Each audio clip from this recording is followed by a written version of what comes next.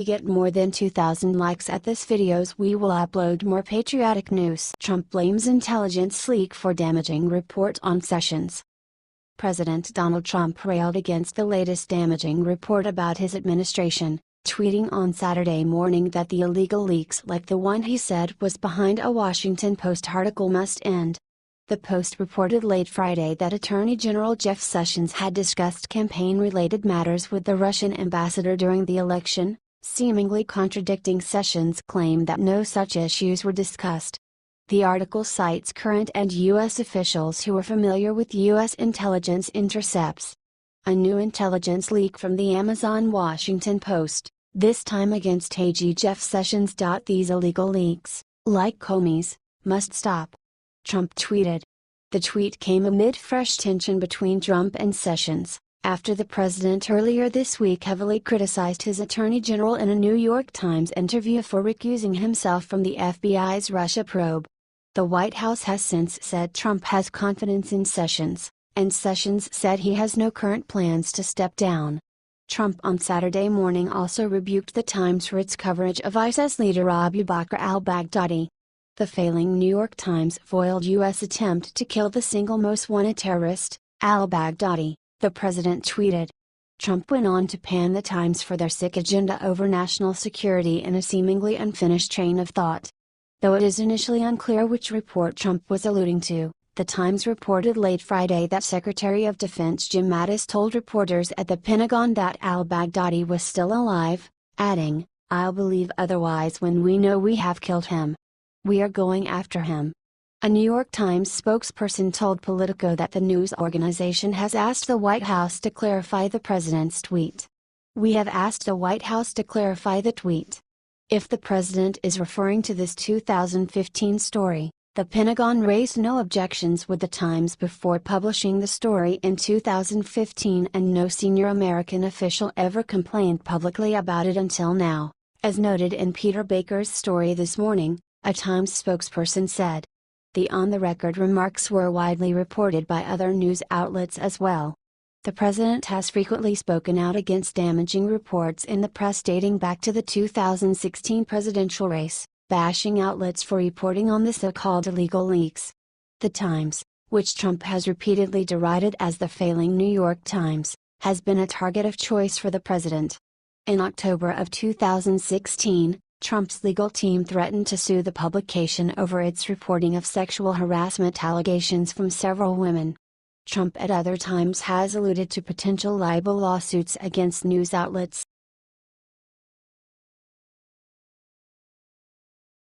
Oregon Senator Wayne Morse dies at 73, July 22, 1974. On this day in 1974, Wayne Morse, a maverick senator from Oregon for 24 years who thrived on controversy, died at age 73 while campaigning as the Democratic nominee to regain the seat he had narrowly lost to Republican Senator Bob Packwood in 1968. In 1944, despite his progressive views, Morse won a Senate seat as a Republican. He broke party ranks in 1952 over Dwight Eisenhower's choice of Richard Nixon as his running mate and became an independent. He still caucused with the GOP, however, which at the time held a razor-thin Senate majority after Eisenhower's presidential victory.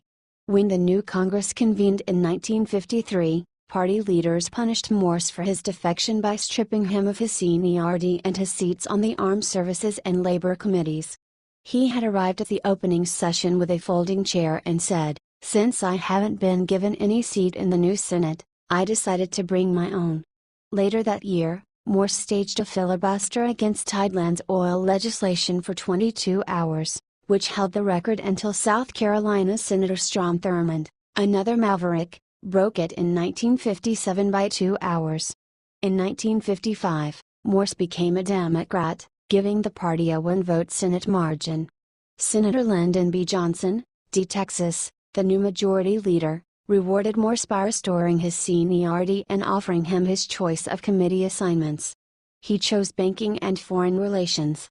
With LBJ in the White House, Morse, a resolute critic of the Vietnam War, became one of two senators in 1964 to oppose the Gulf of Tonkin resolution, an act of political defiance that probably ultimately cost him his Senate seat.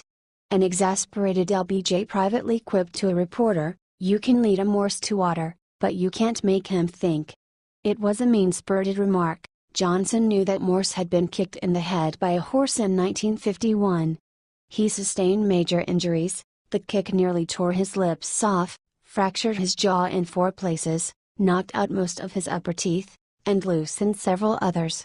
In 1959, Morse had opposed Eisenhower's nomination of Clara Boothe Luce as ambassador to Brazil. Morse chastised her for having criticized President Franklin D. Roosevelt. After being confirmed by a 79-11 vote, Luce said her troubles with Morse stemmed from the fact that a horse had kicked him. She also remarked that riots in Bolivia might be dealt with by dividing the country up among its neighbors. A backlash against her remarks from Morse and other senators and refusal to retract them led to her resignation 3 days after having been confirmed. Morse composed his own epitaph when he wrote, "As long as I serve on this job, I am going to serve my own master under obligation to no one."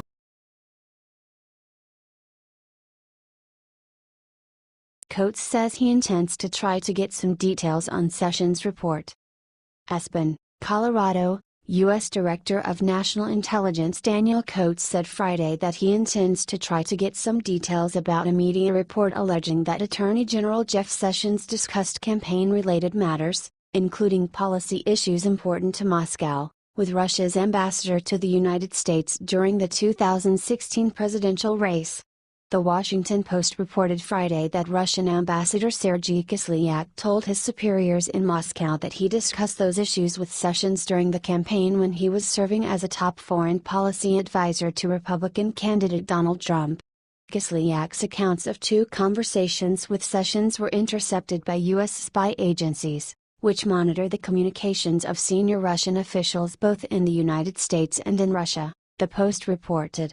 It also noted that Sessions initially failed to disclose his contacts with Kislyak, that he then denied that the meetings were about the Trump campaign, and that he has testified that he has no recollection of such an encounter last April. One U.S. official told the Post said that Sessions has provided misleading statements that are contradicted by other evidence. And it reported that a former official said that the intelligence indicates that Sessions and Kislyak had substantive discussions on matters including Trump's positions on Russia-related issues and prospects for U.S.-Russia relations in a Trump administration. Sessions has repeatedly denied discussing campaign-related issues with Russian officials, and that the meetings with Kislyak were specifically in his capacity as a U.S. Senator. As DNI Director, Coates oversees the National Security Agency and other intelligence agencies that would have conducted any intercepts like those the Post reported. Asked about the report during a panel at the Aspen Security Forum here, Coates said, "I just learned about it. Also, I saw the headline. I have come to the point where I no longer put any stock in headlines or breaking news." But, Coates continued in a somewhat disjointed response, "I tell my friends, and if I was talking to the nation, which I don't, I would say. Actually, my wife encouraged me to read this thing and, to, ask a question before you take something as truth. So I'm going to ask, is this for real? Is this the real thing? Try to get some details before I draw a conclusion. And I try to do that with everything." Coates also said there is no dissent within U.S. intelligence agencies about the publicly announced conclusion that Russia meddled in the election through hacking and fake news stories. The comment put him at odds with Trump, who has repeatedly cased out on the veracity and legitimacy of those findings.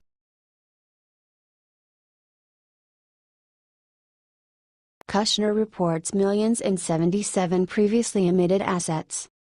Senior White House advisor and son-in-law to President Donald Trump Jared Kushner reported 77 undisclosed assets and more than an additional $10 million in previously unreported holdings, according to revised financial documents filed Friday, which his legal team said were inadvertently omitted from prior financial disclosure filings. The Office of Government and Ethics certified the updated financial disclosures listing the unreported assets and holdings as a part of an ordinary review process, according to the filings. Kushner's newly reported disclosures revealed that he had sold interest in a New Jersey mall, that he no longer had stake in a company with interest in Ohio property, that he had a stake worth between $5 to $25 million in a holding company that owned an online real estate investment platform named Cadre, and that he owned artwork ranging in worth from $5 million to $25 million. His wife, first daughter Ivanka Trump, meanwhile, disclosed assets worth at least $66 million and an income of at least $13.5 million from last year in separate documents filed Friday. While initial filings showed the couple together held between $240 million and $740 million, the new disclosures show the range to fall between $206 million and $760 million. Jared and Ivanka have followed each of the required steps in their transition from private citizens to federal officials, the couple's lawyer, Jamie Gorelick, said in a statement. The filings by Trump were her first since accepting an official role within the administration in late March, whereas Kushner was tapped as senior advisor prior to President Donald Trump's inauguration. Ivanka's financial disclosure form is still in the pre-certification stage, as she began the process later, Gorelick had.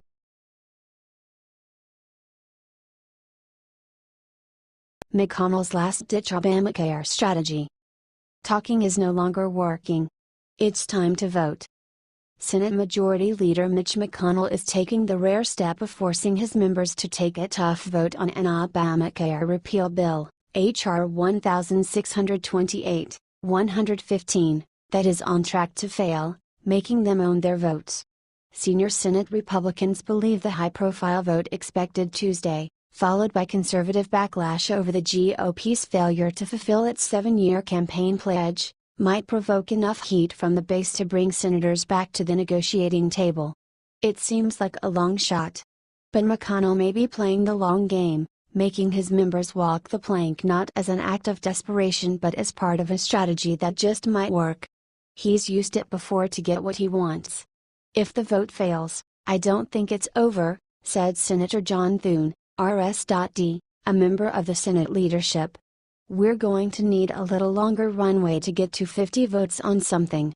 Even if we fail on the procedural vote next week, Thune added, all that really does is say okay, we'll regroup and then take another run at this. Senator Rand Paul, RK, who has been demanding McConnell hold a vote on a repeal-only bill, agrees. We can do this for quite a while, he said. McConnell has used this approach before. In May 2015 he forced multiple votes that ultimately granted then-President Barack Obama fast-track trade powers during negotiation of a massive Pacific Rim trade deal. This time, the vote comes after months of discussion on repeal legislation that hasn't garnered support from 50 senators. If the strategy doesn't bring senators back to the table, the vote could demarcate a decisive end to at least the public Obamacare repeal debate for some time.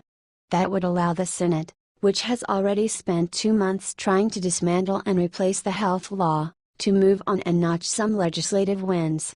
Many are more than ready to turn to other priorities, like tax reform. Still, holding a doomed vote is unusual for McConnell, who typically goes to great lengths to protect his members from politically difficult votes. Everybody has to be held personally accountable, said Senator John Cornyn, R. Texas, who has been furiously whipping the repeal effort. Everybody is a good enough politician that if they've got a reason to justify their vote, they'll be able to sell that. The vote Tuesday will be to start debate on Obamacare repeal. But it is unclear as of now which bill would serve as the actual policy, an extremely unusual move. McConnell said earlier this week the Senate would vote on a repeat of a 2015 bill that repealed much of the health care law. Since then, senators have floated the idea of voting on multiple options, including repeal, the Senate's repeal and replace measure, or a combination of these and other policies. That would be moot if the Senate doesn't even vote to start debate. With at least 2 senators having announced they would oppose proceeding to the bill, and the expected absence of Senator John McCain, R. Arizona, who was diagnosed with a brain tumor, the vote is likely to fail without major last-minute changes.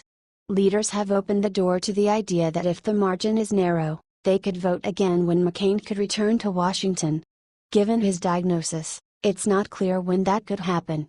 Senate Republicans have other reasons to stop the political bleeding over repeal. They want to move on to tax reform, but they also have health care bills that must pass in the coming months, including renewing the Children's Health Insurance Program and a pivotal FDA funding program. The Obamacare debacle could affect those other bills. The decision to hold a vote, versus just pulling the bill from the floor without forcing members to go on the record, will be more difficult for some senators than others.